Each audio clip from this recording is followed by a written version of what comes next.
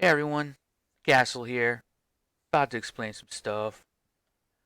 So with that said, I'm gonna go ahead and just sort of say that there's a lot more texture work going on. I got a little bit more progress. It's taking me a little bit more effort to get these textures in place, but I think I'm getting better at it. And as I improve, I get faster.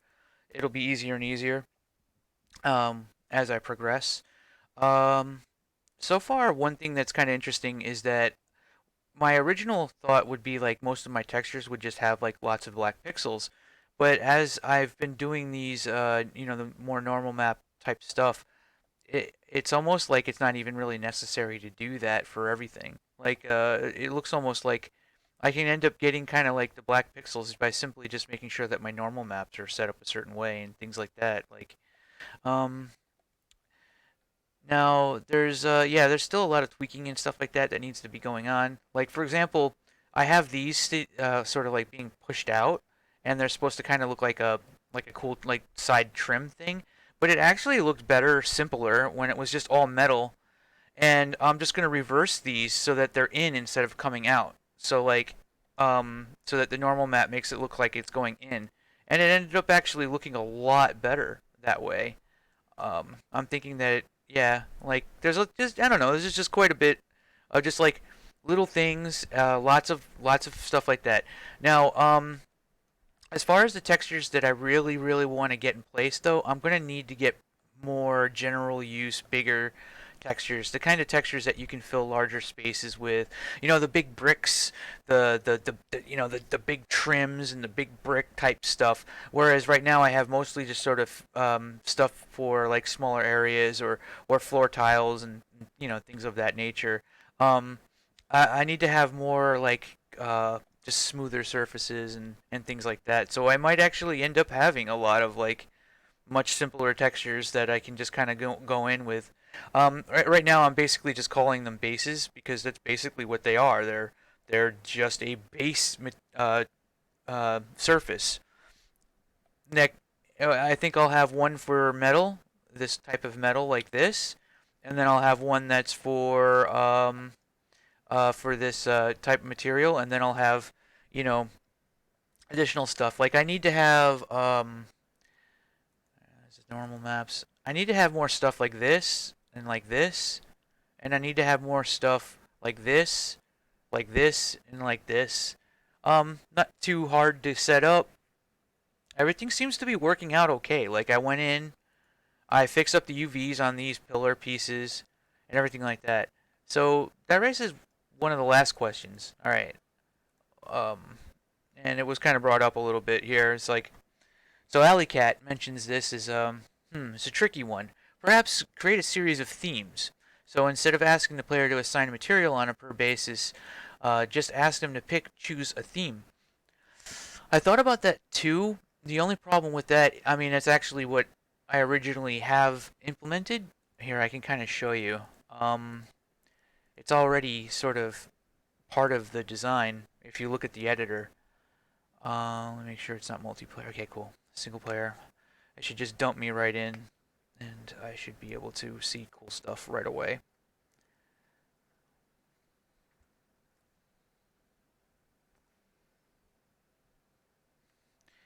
Alright, so let me get in. By the way, the new textures, like if I begin plopping the new textures into this like environment that already looks pretty cool, like man, that'll make this really pop.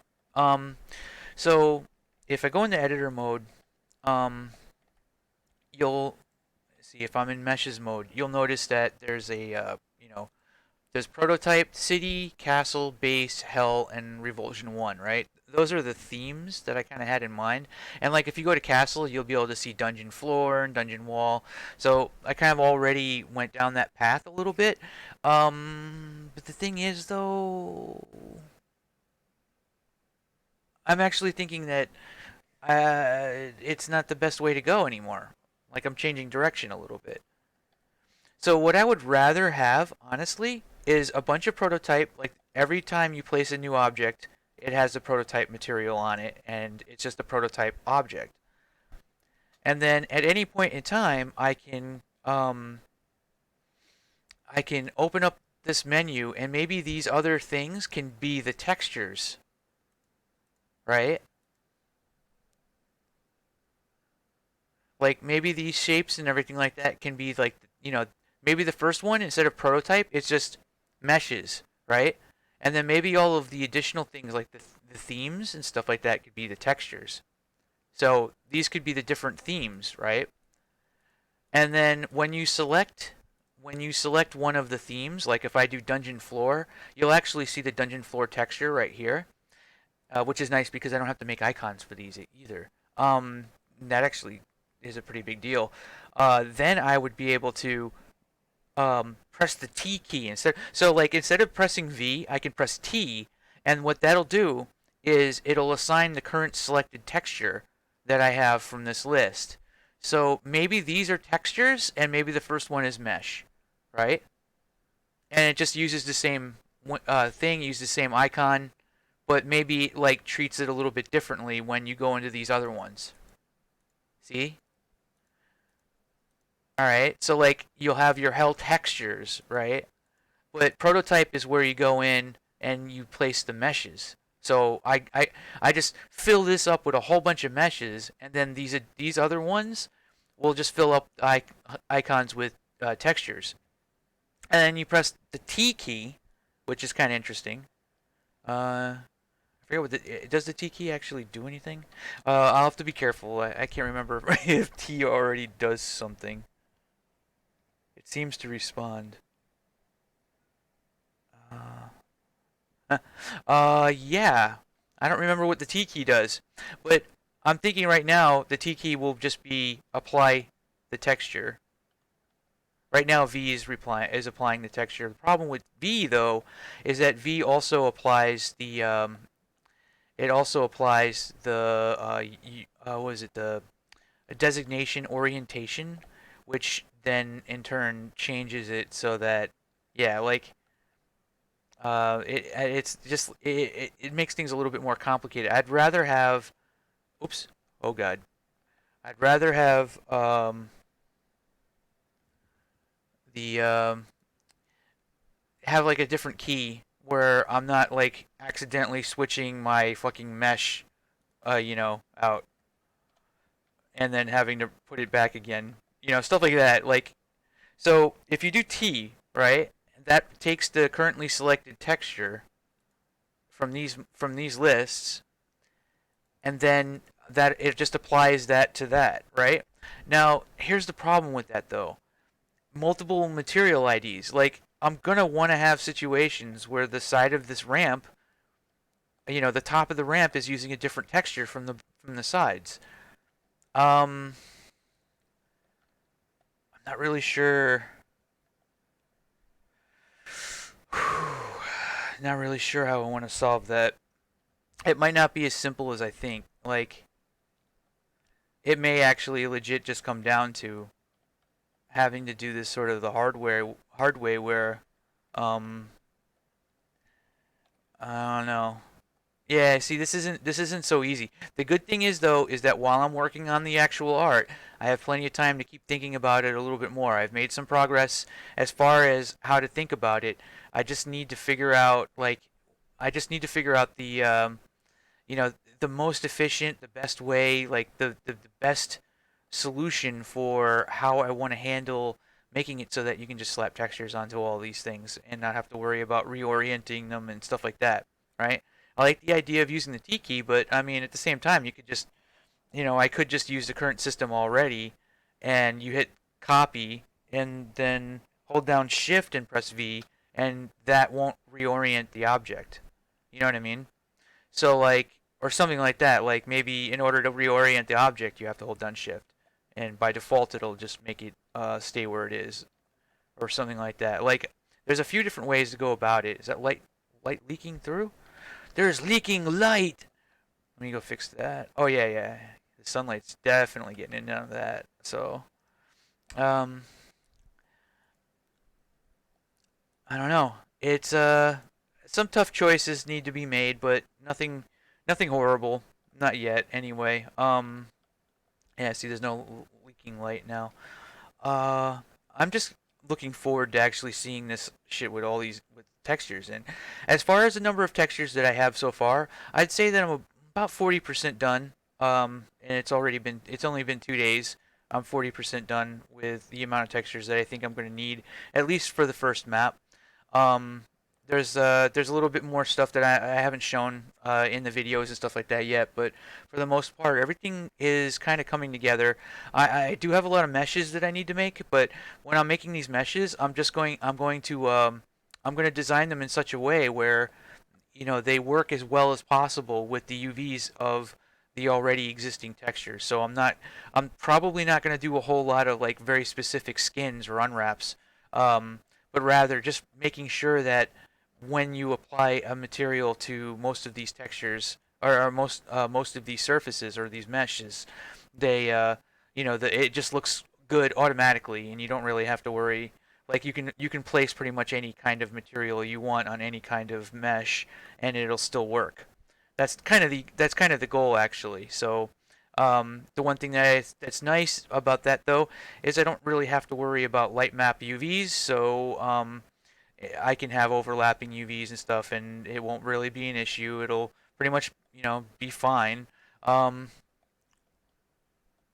maybe it's possible, maybe it's slightly possible that I could figure out a way to do things where everything only has one ID, but I'm thinking that there's probably no way I'm going to get around it.